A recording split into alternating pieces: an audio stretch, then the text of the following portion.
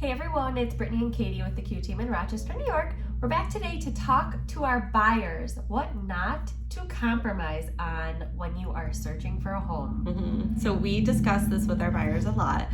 When we have our buyer consultation, we discuss things that are must-haves, things that are deal breakers, things that are on your wish list, and we kind of talk through what are the things that you can't live without, or what are the things you shouldn't compromise on. Right. So And especially coming off the market we're still in the market that we've been talking about for a couple of years now.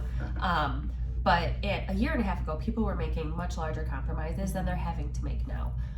So that conversation has been adjusted a little bit to, basically what we're telling people is the compromises that you might consider making are the things that are changeable. So updating, cosmetic changes, paint colors, any of that carpet, stuff. flooring, right? Easy things that can be changed easily, affordably, right? And that basically, I think the most important thing to focus on is those non-changeable things, because you're going to have to compromise on some things. That's just inevitable. No house is going to be perfect. Everyone makes a compromise. But the things that you can't change, such as location, School district, size, yard to some extent, number of bedrooms.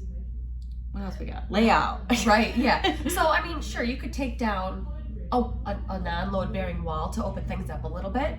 So that might be something that you say, if a house is closed off and I can take down this wall, fine. If it's a load bearing wall and it's going to be cost you $20,000 to do it, it might not be realistic in for your comfortability to do that. So that would be something that maybe you wouldn't want to compromise on, because you couldn't make it what you wanted. If you can turn it into your dream house, what you want, then a compromise along the way is probably something that you could stomach.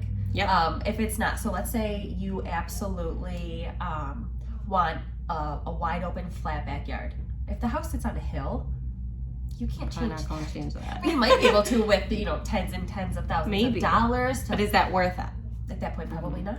And I have the discussion too, because sometimes people are like, I can change all this cosmetic stuff, but either I don't have the funds after I close to do so, or I don't want to do all that work. That's fine too. But it's really kind of understanding, okay, if I'm going to spend this much and then this is what it's going to get me, what are the things that are the most important to me, and then what are the things that I can live without? If you don't want to renovate a whole kitchen, then of course we're probably not going to compromise on that. But if you're like, well, I'm not necessarily going to be able to get my dream kitchen in this price range, but I can get something where I can paint the cabinets and update the hardware and, change out some fixtures and things like that to make it pretty close to my dream kitchen, then there we go. Perfect compromise. Exactly. That's a good point. Yeah, so all these things, basically, moral of the story is compromise on the things that can be changed. Don't compromise on the things that you can't change. Or that would be extremely expensive or difficult to change. like removing hills and stuff. Right. Maybe don't do that. So if you are looking to buy and you would like to kind of discuss those wish lists, that must-have list, and kind of get your expectations in line, we're here to help. So just reach out.